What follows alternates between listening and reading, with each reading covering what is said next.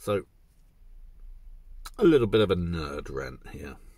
Not so much of a rant, really. Rants don't really get you anywhere. More of the frustration of not seeing a truly great artist get the recognition they deserve.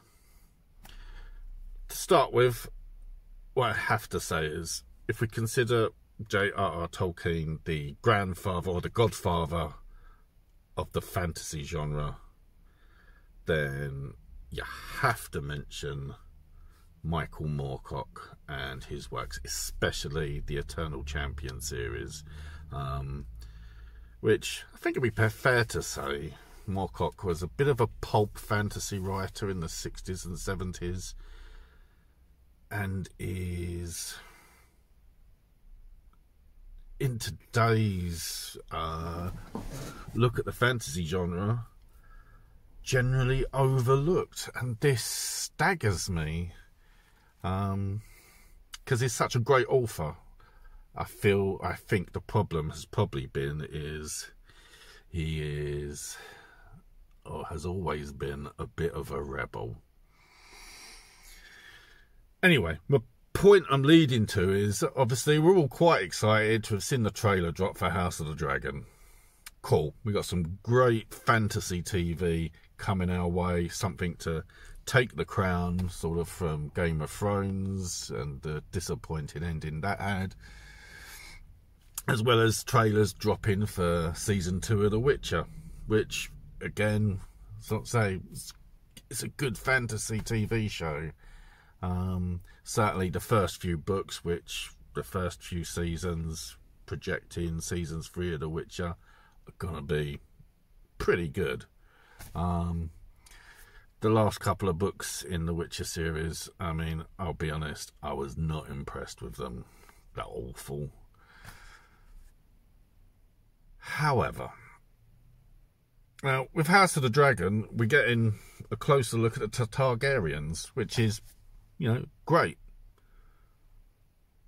But a lot of people probably aren't really aware that House Targaryen is like George R.R. Martin's love letter, his fan fiction to Melniboné, to the culture and people that Elric, wielder of Stormbringer, is the last emperor of.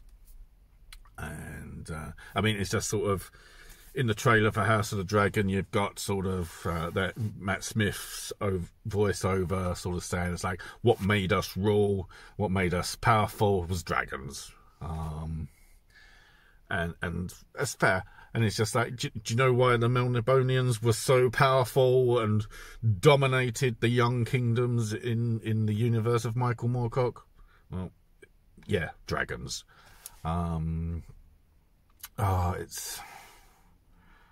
It's kind of frustrating to not see the work of Michael Moorcock get the respect it deserves. And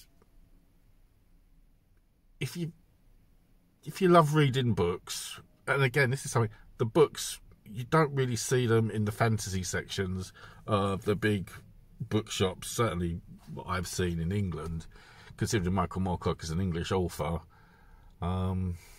He's just sort of this largely forgotten cult author who all this work is borrowing from what he's already written.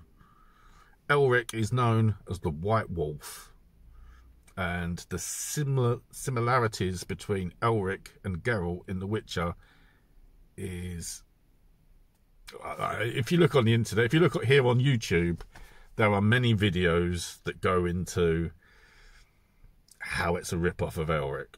And I have to say, really, with what we're possibly going to see with House of the Dragon, it's just like, it is a kind way for me to say that this is George R.R. Martin's love letter to Michael Moorcock, because what we're seeing is probably the closest any of us that are fans of Michael Moorcock are going to see of the Dreaming City, that island, the chaos and the magic that Moorcock created. I mean, go further into the people borrowing from Michael Moorcock's work. You talk about Games Workshop and their chaos. That's from Michael Moorcock. I mean, Games Workshop at one time owned the rights to the role-playing game of Elric and that world. And it's Michael Moorcock's creation, the symbol of chaos and what chaos stands for.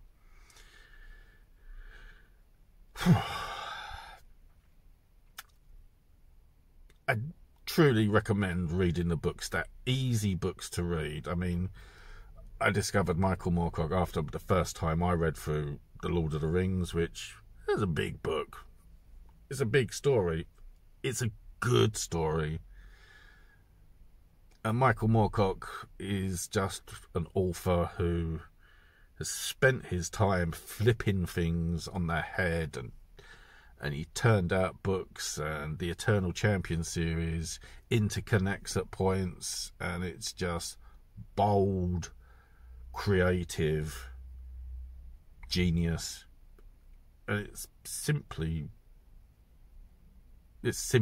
it's easy to read. My first Elric book was Sailor on the Seas of Fate, which, coming from Lord of the Rings, where it's just like, well, they spend a chapter travelling through from point D to point E.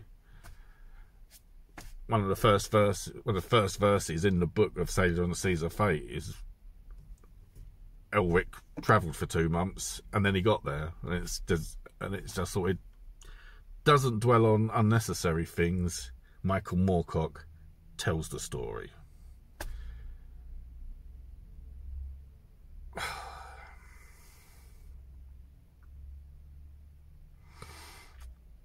I don't have anything else to say, really. Just look up Michael Moorcock, look into his works, read the books. They are great. Thank you very much.